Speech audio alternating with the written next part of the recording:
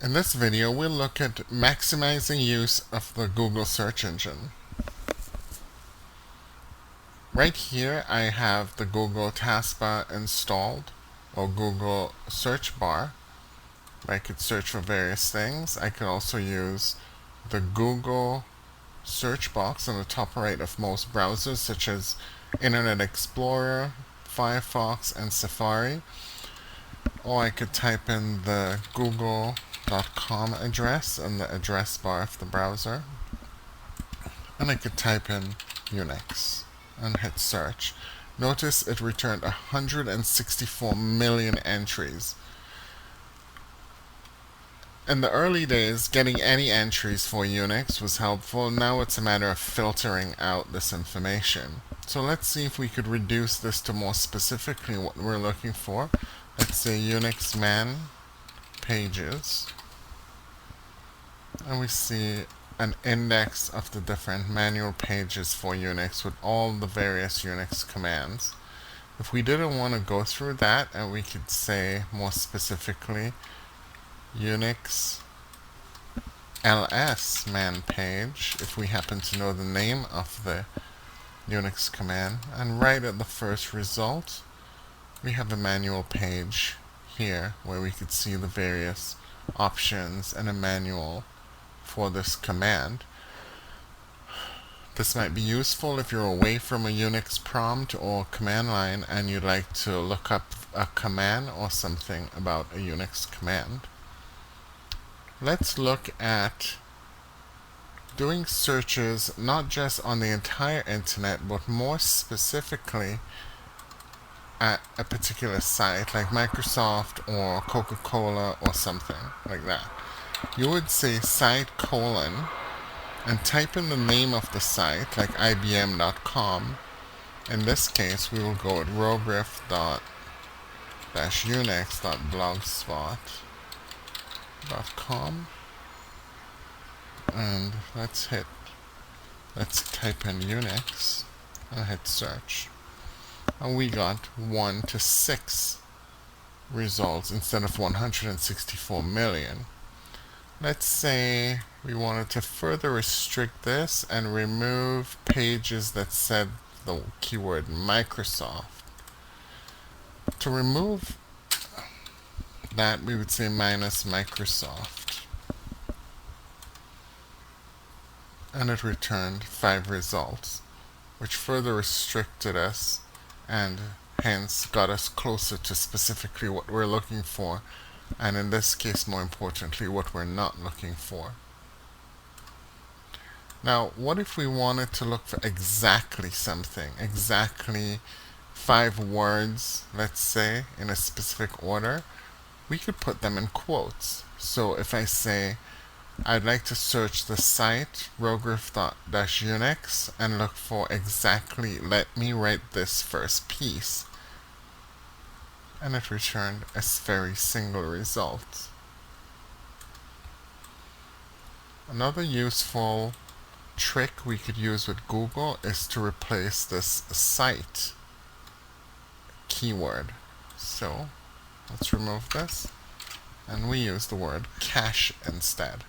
What this does is it looks inside the Google databases for a result that's cached and not necessarily currently on the internet, but had been at some time and still resides somewhere inside Google.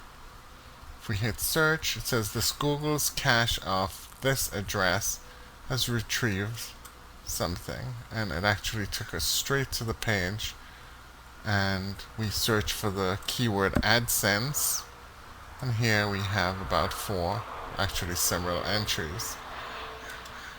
And so the format was cache : the site name, and then the keyword.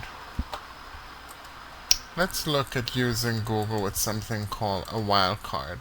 Wildcard is a symbol like this star or asterisk that represents anything. So for example, if I was looking for something like AIX snmp.conf, I would hit search, it said it found no results for this, but it found some results for this that was not quoted, which means it may have been used separately.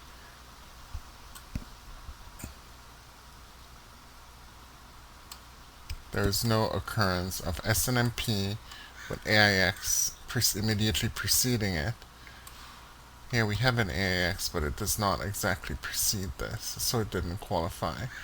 But let's go ahead and let's say you didn't know any Unix and you wondered, is there any other .conf files within AIX?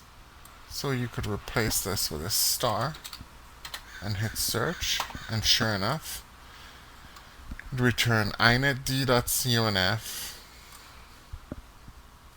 Let's scroll down. gdm.conf, portcentury.conf, and so on. And all these happen to be other .conf or configuration files within AIX. We can also ask Google to return things such as Linux or AIX. Or is represented by this vertical bar. And we have entries for Linux, we have entries for AIX, and so on.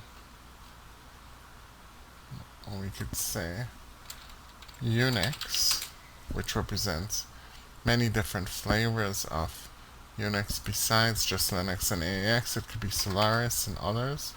And let's say minus AIX, as we saw before. And sure enough, we should see no entries here for AIX.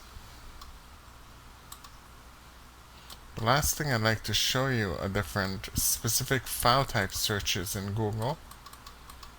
For example, let's look within the IBM site for all PowerPoint presentations on Linux. So we're searching IBM.com site for Linux, but only documents that it's of type PPT or PowerPoint. And here we have several results. Notice PPT, PPT, PPT. If we click one of these, it asks us if we want to open this file. In some cases, it might ask you if you want to save it. And here we have the entire PowerPoint presentation available to us. Now you might be wondering if we're limited to PPT. Surely we're not. So we can actually say .doc for a Microsoft Word document, and we see several results returned. If you're curious about the different file types, you might say Google file type, and the very first result shows frequently asked questions about Google file type. We have PDFs, Lotus, MacWrite, Excel, we saw PowerPoint and Doc, and so on, Shockwave Flash. We could go back and we could say Google special searches.